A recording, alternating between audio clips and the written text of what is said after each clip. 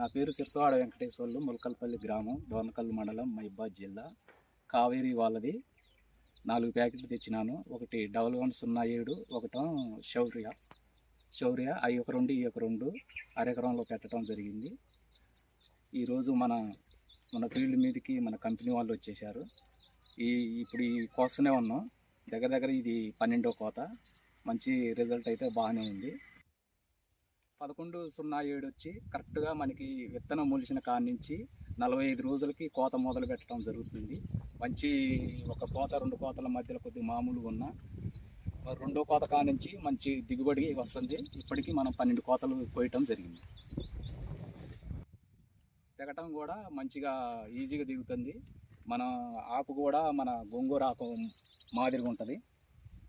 ఆకు పలసన తెగుళ్ళు నివారణ కూడా కొద్దిగా తట్టుకునే శక్తి ఉంటుంది. మనం దానితో పాటు మనం తెగుళ్ళ మందులు కూడా కొట్టుకుంటే మనకి మంచి దిగుబడులు రాణించుకోవచ్చు. మార్కెట్లో కూడా మంచి స్పీడే ఉంది. 35-30 రూపాయలు అట్లా ఒక్కొక్క రోజు విడిచి పోస్తున్నాం. మార్కెట్ని బట్టి మంచి స్పీడ్ మీదనే పోతుంది.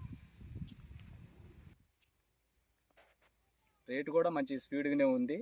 ఈ విత్తనం కూడా మంచిగా రేటుకు తగ్గట్టు రైతులు వేసుకోవచ్చు. నేను కూడా ఒక రైతు చెప్పిందే వేసినాను. దాన్ని బట్టి నాకు మంచిగా దిగుబడి వచ్చింది.